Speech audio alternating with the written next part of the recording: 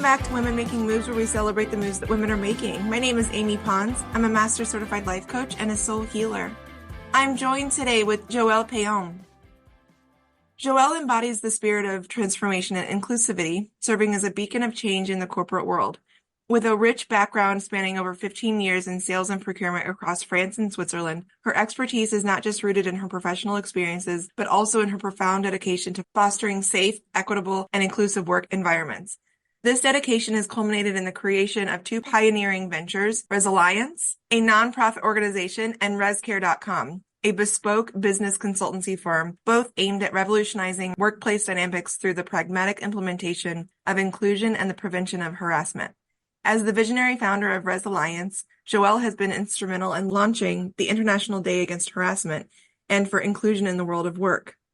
This initiative has sparked vital global conversations, setting the stage for meaningful change in how organizations approach inclusivity and employee well-being. Her journey into this realm was ignited by a transformative personal experience that propelled her to pivot from a successful career in sales and procurement to championing the cause of workplace inclusion. Under her leadership, Resilience has evolved into a vibrant ecosystem of multidisciplinary experts determined to join the efforts to end workplace harassment and promote a positive change. Joelle's innovative platform, ResCare.com, stands as a testament to her commitment to holistic support, offering access to vetted professionals dedicated to preserving individual integrity and promoting systemic organizational growth. Joelle's consultancy approach is characterized by its interactive nature, blending cutting-edge market insights with actionable practical solutions tailored to address the nuanced challenges of harassment and exclusion. Her systemic and intersectional analysis of these issues ensures that strategies are not only effective, but also resonant with the unique needs of her clients, fostering environments of respect, unity, and innovation. In 2024, she was named as a member of the Advisory Commission on Gender Equality by the Geneva Council of State. Through her work, Joelle Payom continues to inspire and guide organizations towards creating more inclusive, harassment-free workplaces, underscoring her role as a transformative consultant, speaker, and trainer in the modern corporate landscape. Joelle, welcome. Hello, Amy. Thank you so much for having me. I'm so happy to have you. We have so much in common, synchronicities from when we first met, and the way we found each other was, of course, through our work together, but separately in workplace trauma, workplace bullying, workplace abuse. And the work is hard. It is. Every single day.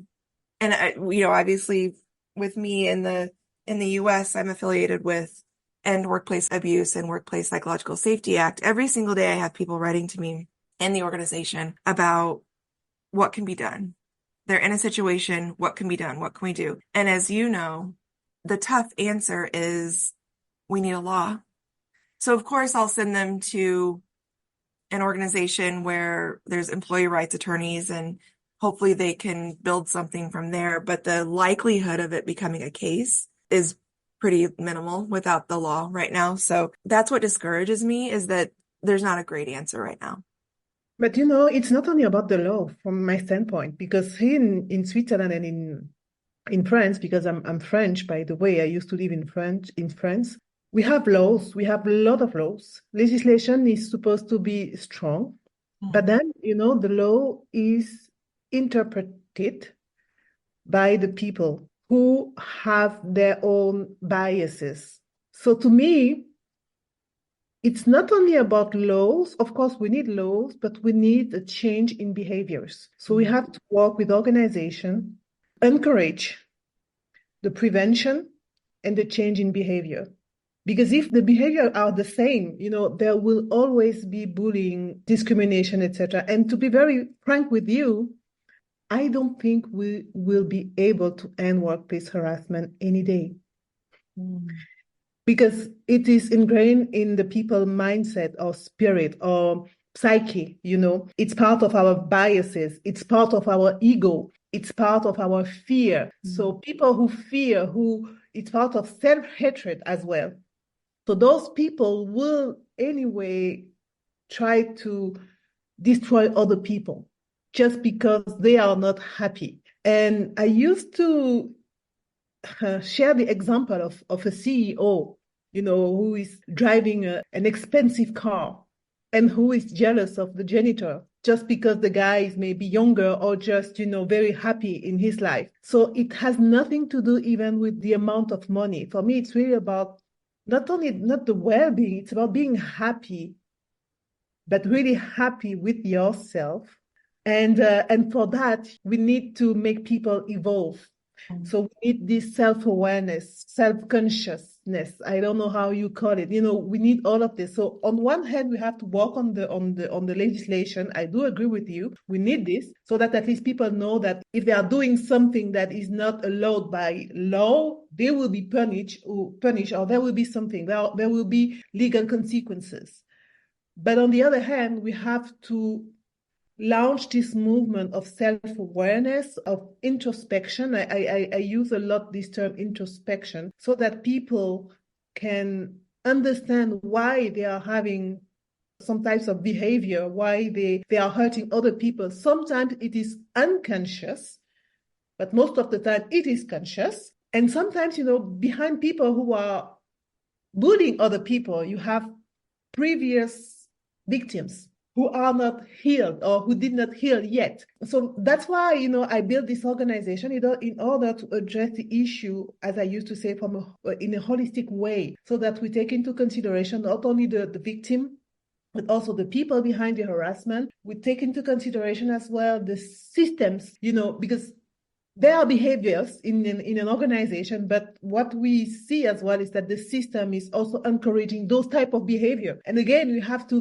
question the system. Why are we allowing this type of behavior? Why are toxic leadership, or I don't even call it leadership, because for me, if it's toxic, it's not leadership, so it's contradictory. So why are toxic people or toxic management supported by organization and promoted within organization? So it means that we have to think all together about the values of our society. What do we want to see? What do we value in this world? And so for me, it's all about that at the same time. So that's why it's very, very, very complex as well. No, you're right. It's not just about the law. It's absolutely. And this is where beautifully my world coincides as well. We do so many similar things, and I love it so much. I find myself often at odds between supporting a survivor of workplace abuse and knowing, to your point, the person harming has been harmed. They've learned that. We didn't come out of our mother's stomachs harming. Maybe I shouldn't broad brush, but we learned that somewhere. And to your point, the system is upheld, and I'll speak for the US, of the workplace is so deeply rooted in white supremacy, patriarchy, and I would say toxic capitalism. So the only thing that matters is the output and the money and the power and the structure. And these workplaces were designed by white men to benefit white men, to make money for more white men. And so through the years, as different players, different people came into the workplace, they learned pretty quickly to be able to survive. They had to perpetuate and keep living under that. And oftentimes what got you promoted was the same behavior that you initially, I'm not going to say everyone, but you initially wanted to change. And then by the time you get there, you realize, oh, I can't change this. It's so far rooted. It's so deep. So then over the past 100 years, especially, is that depending on where the different generations are coming in, millennials are, I'm an elder millennial. We're getting to the point where we're like, we don't like it. Many of us have unsubscribed to that type of culture. So many people, when I was in corporate for almost 20 years, so many people around me considered any sort of treatment, it was so accepted because that's the person in charge, or what they say goes. It was also a big part of like paying your dues, that kind of mentality. And I would be looked at like I have 5 heads, when I would be like, but do we have to keep doing this? Like, we can change this. Yes. There just wasn't that big of an appetite for it. And so what I see, it's both, meaning, and you said this too, the law, and there's a lot of things that are illegal today, quote unquote illegal, and a lot of it happens still, right? So The law would at least, when I had my workplace abuse incident, I talked to many lawyers and they're like, you have a case, but you don't have a case. Like, we can't, there's nothing to prove here. And it was devastating. And that's what makes me like want the law so badly. But to your point, that doesn't mean necessarily that one, I'll get justice, but two, also anything will change because these big organizations have deep pockets. So they're just going to pay the money and keep it moving. So that's the part of I'm a spiritually enlightened life coach. I guide people to their higher self, their higher purpose.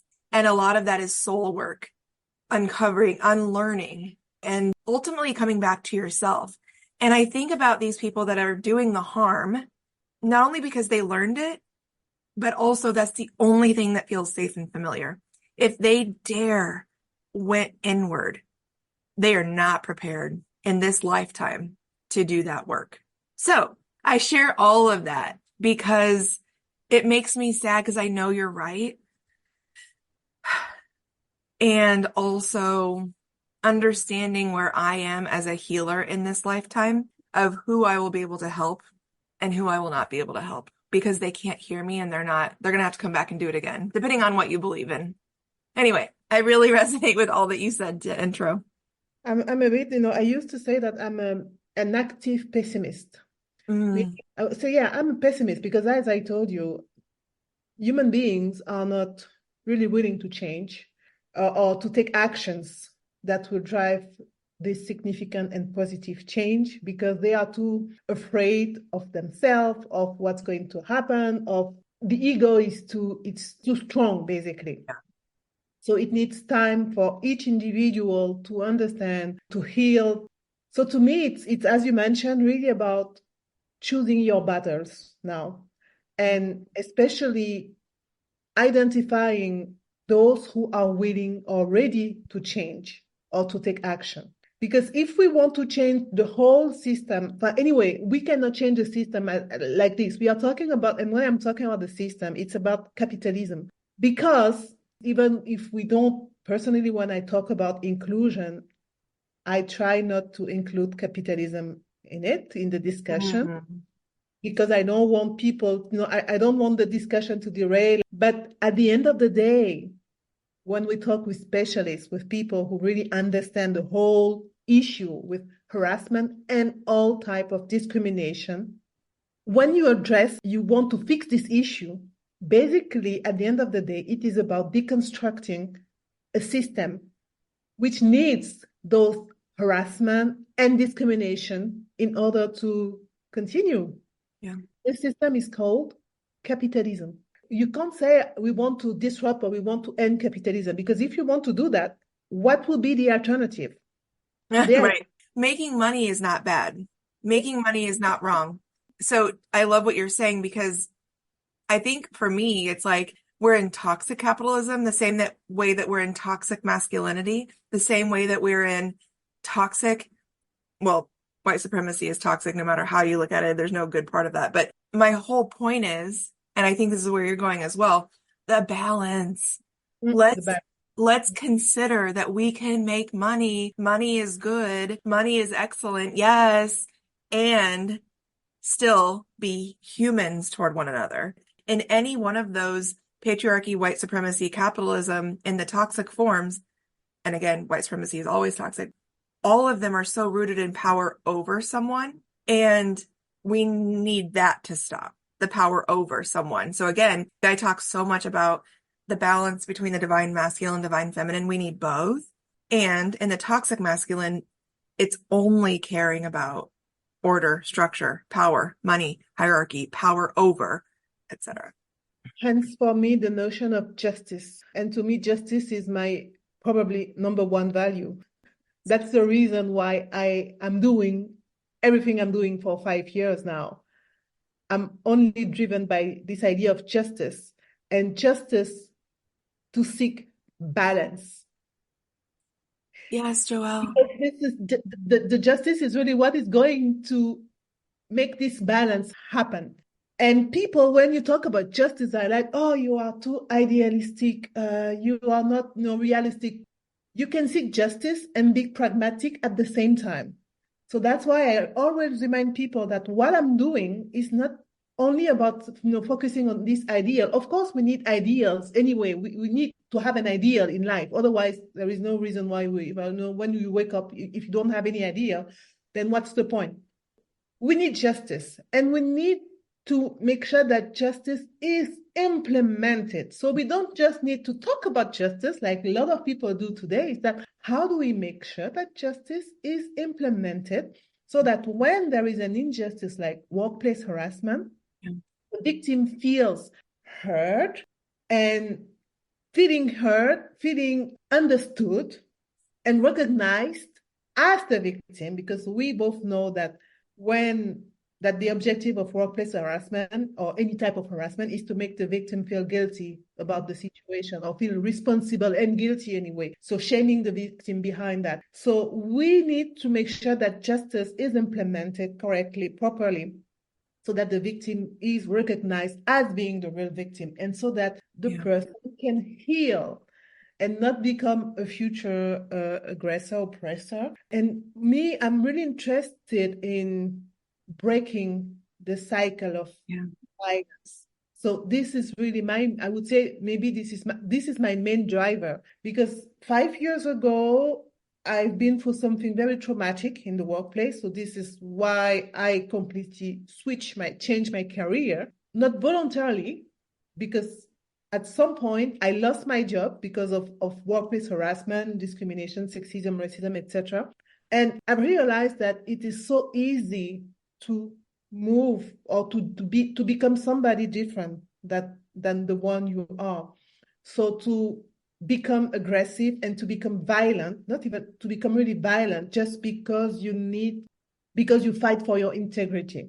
And to me, the question that I had at some point when I went through this experience that was very traumatic, I felt like I had two choices. Either I remain a victim, or I become an oppressor, because I wanted to take revenge of what happened to me. And then somehow I said no. I told myself, no, there must be another path, that there must be another alternative.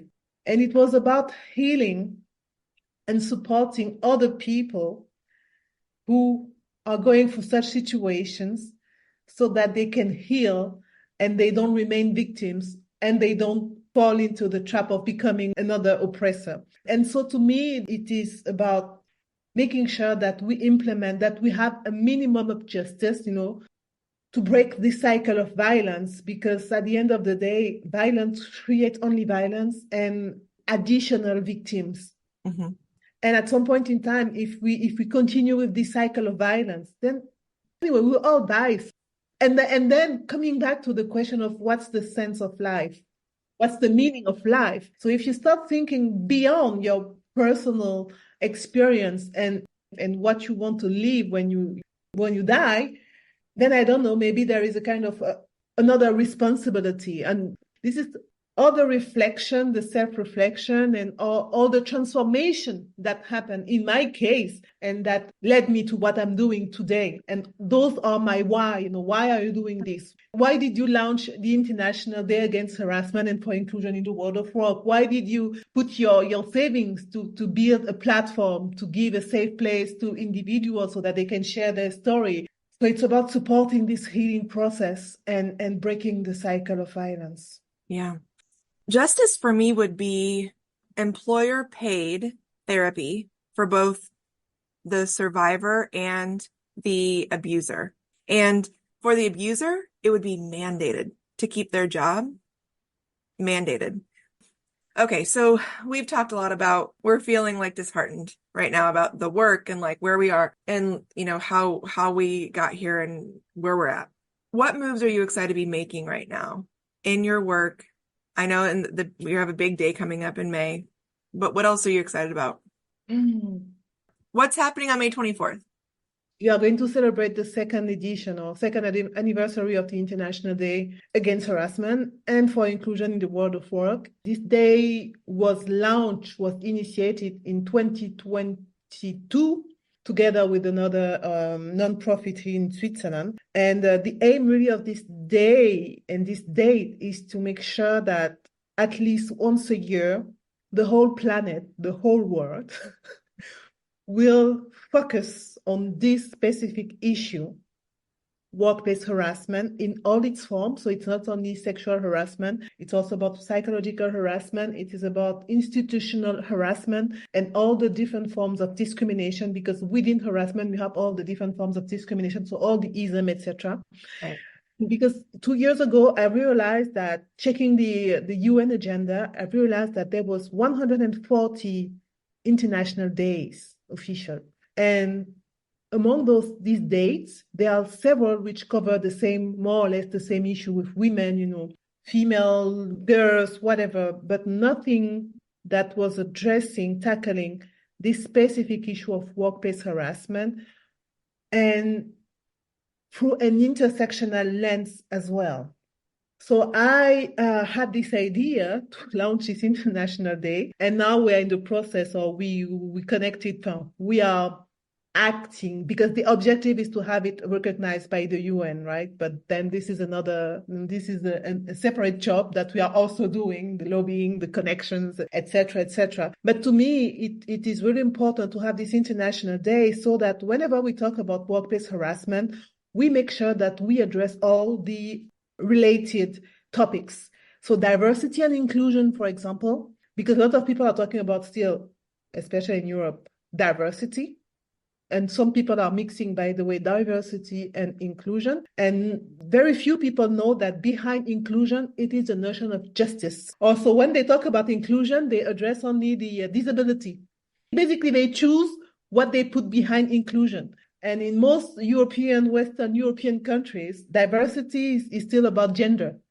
And you can't talk about race, for example. Well, compared to the US, in Europe, you cannot track the data, the ethnicity, the data related to ethnicity. So of course, if you can't track those data, if you don't have data, you don't have the problem. You don't have to face the problem. So basically, that's why I wanted to launch this International Day, because we have to face all together this issue, and we have to work together, employees and employers, to find solutions, because it's not only individual.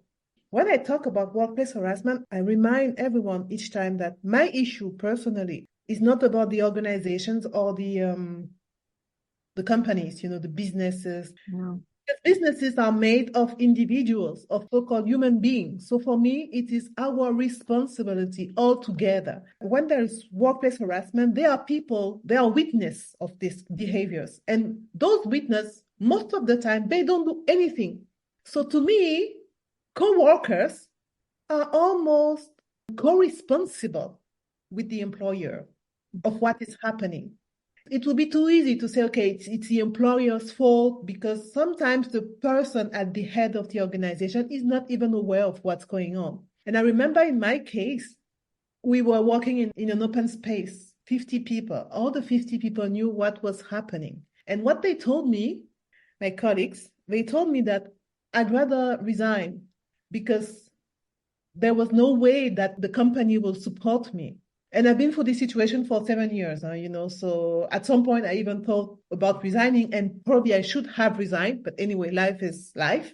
Just to say that the problem is not only the organization, it's not only the employers, it is also the employees. It is about witnessing something and having the courage to say no, having the courage to intervene. So how do we make sure that first people recognize what workplace harassment is? So it is about raising awareness, it is about training, because in my case, I've been through this situation for 7 years because I did not know what it was. Basically, I did not realize that I was mobbed for 7 years because I didn't know how to recognize, because I never had this training about raising awareness on, psychological harassment or even those microaggressions, whatever. I didn't have a clue about all of this. So I stayed in the same toxic workplace until the point I almost died. Yeah. So to me, it's all about that. So that's why this date is really important, and so that people can really focus and nobody can escape and say, okay, on 24th of May, I'm going to post something on LinkedIn about, I don't know, greenwashing or diversity washing. No, everybody will have to face the situation and talk about the problem and talk about not only talking about the problem, but about the solution, because there are solutions. And this is where what is really frustrating is that there are solutions. So what prevents us from being active? The system, training. What's interesting is we as end workplace abuse in the US, and I'm heading this up, we're actually launching like a what is campaign, meaning we're going to actually record scenarios of those workplace psychological abuse incidents so that we can start educating, like, did you know this is workplace trauma? This is mobbing. This is gaslighting. Because like all the things that are not only hard to like write down or like pinpoint when it happens, but we're going to actually act those scenarios out and broadcast them everywhere and say, this is what it looks like, psychological abuse in the workplace. So I'm excited about that upcoming. I want to go to a post that you made recently speaking about coworkers, but it was something that caught my attention.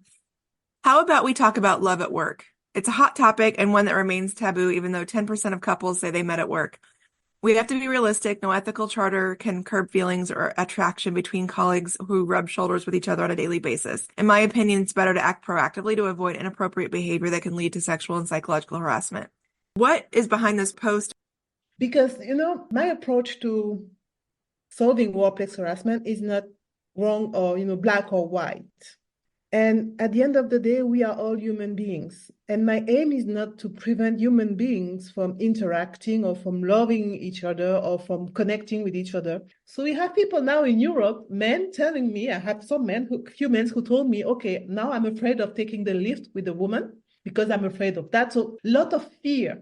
And when you fear something, you better confront this fear. So that post was to remind people that we are human beings, that we have emotions, we have feelings. And again, the aim is not to prevent people from interacting with each other. And many couples, really meet in the workplace.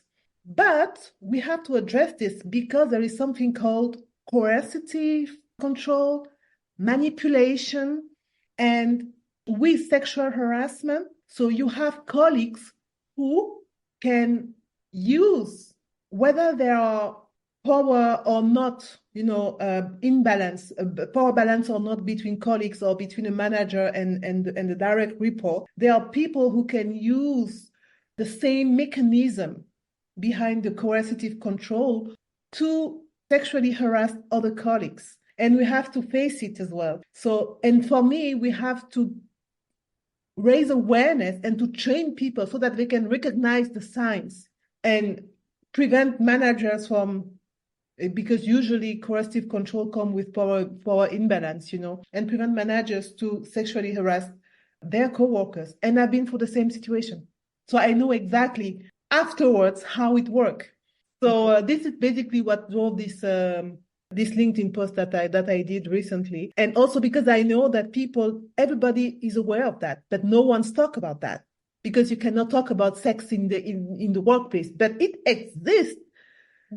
We are adults, anyway, if you start working, it means that at least you are above 18. So we are all adults. We have, the pulsion, we have these attractions or whatever that we cannot hide. So we'd better face it and talk about the problem to prevent, again, sexual harassment. Because if you don't talk about an issue, this is how you help or you encourage the issue. And this is how you support those harming other people. Because guess what? I've seen that harassment is more prevalent in organizations that favor where the processes and the policies are not clear. When something is not clear, it's the best environment to nurture workplace harassment. When your processes are not clear, when your policies are not clear, when your communication style is not clear, and I'm not talking about direct communication or indirect, so if you make sure that there is clarity in everything you are doing in the organization, of course, it will help or it will prevent harassers from harming other people, because there is no way they can hide, or there is no way they can tell other people that it's the way they interpreted the behavior or whatever. When things are clear, it's easier to address the abuse, it's easier to identify, and it's easier to prevent even these abuses.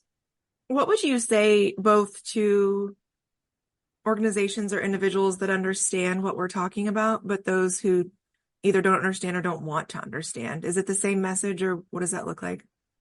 Those who understand, I would just tell them, we only live once. So be just courageous a bit, because at the end of the day, it's about being courageous and standing up for your values, or standing up for, if it's not for you, for your sister, for your cousin, for your wife, I'm talking about female, because in workplace, the first targets of workplace harassment are still women. But it can be your nephew as well. So think about somebody you love, a loved one who can go through this type of situation, and it can happen to anyone. It's not only the diversity, or what some people call diversity. So men are also facing or confronted to sexual harassment. I've met a few men who told me their stories, and they really felt the same as me. So they felt, their integrity was attacked. So when they told me their story, the feeling was definitely the same as a woman who's been sexually harassed. So it happens to men. And psychological harassment, men are also targets of mobbing in the workplace. So for those people, I would say, okay, think about somebody you like, you love, a loved one. And if you don't do it for you, for yourself, do it to protect other people. And for those who don't really understand, I would say, you know what? I don't want to waste my time and energy because there are people who don't want to understand. They just don't want to. Because if you take time to explain to somebody that certain behaviors are harming other people and destroying people's lives, and that then the impact is not only on the individual who have been targeted, but also on the whole society, because there are costs associated to workplace harassment. According to ILO, to the International Labour Organization, 4% of the GDP of a country is linked to the health issues in the workplace. So 4%. There are a lot of data to back up the fact that we need to address workplace harassment. So those who say they don't understand are the ones who probably benefit from the system, and they don't want it to change. And I don't want to waste my time and energy with those people. Before we launched the podcast, we were talking about how difficult it is for people who want to change the system. I think, again, as I mentioned previously, we have to choose our battles. I decided to focus on those who are willing to change, or who are ready to change, and who are looking for solutions. So I don't talk to people who don't look for a solution. If you don't want a solution, then move. I am conscious that my time on this earth is limited and I want to make the best out of it. And I want to connect with people.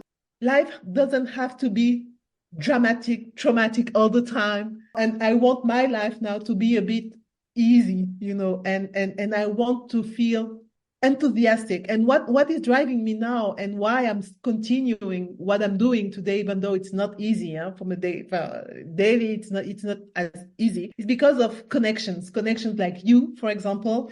We connected around another topic, and now we are having this candid conversation. It's about connection. It's about people you meet in the journey. And for the past 5 years, even if it's really, really complicated and complex, what I keep in my mind are all those beautiful people that I met through the journey. And guess what? If what happened to me 5 years ago, if this situation did not happen, probably we won't be here together talking about this and how we can impact the world. So at the end of the day, I decide that I want to focus on specific people, and people with positive energy, those who want to change, or those who are ready to change, or to contribute to a change in this world. And those are the people I want to, bring with me in my journey. And the rest, life is too short, as I said, to waste our time with some people. Yeah, I agree. Where can we find you? On LinkedIn mainly. I'm mainly active on LinkedIn, on Instagram a bit less, but It's basically on LinkedIn, and I have also a personal website, joellepayom.com, where I try to put all the information, to consolidate all the information about what I'm doing, because someone told me recently or last year that I was doing so many things that sometimes people are a bit lost. I said, no, you know what? Everything I'm doing, any specific action that I'm doing is about justice and implementing justice here. So it can be about my nonprofit organization, it can be about my platform, or now with the International Day. It's about justice, because justice is peace. And I think that if we want to, that the majority of people on this earth, I want to think, and this is my now idealistic brain that is talking now, I want to think, or I want to believe, I need to believe that most of the majority of people on this earth are looking for peace. So how do we make sure that peace is happening, and that, our path, our journey on this earth is as peaceful as possible? So this is what I'm trying to do with all my actions. Closing remarks as we wrap up.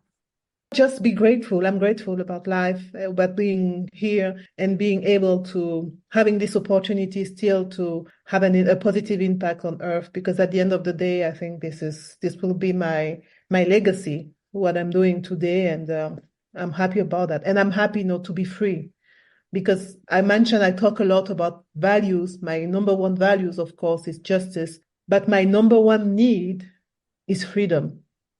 And I'm grateful that I'm free today still, even though the system is not doesn't give us all the liberty we want, because we need money as well. But I'm living in a country that is safe. I'm free, and I am able, so I can use my brain and I can still try to do my bit. So I'm grateful just for that. Thanks, Joelle. Thank you.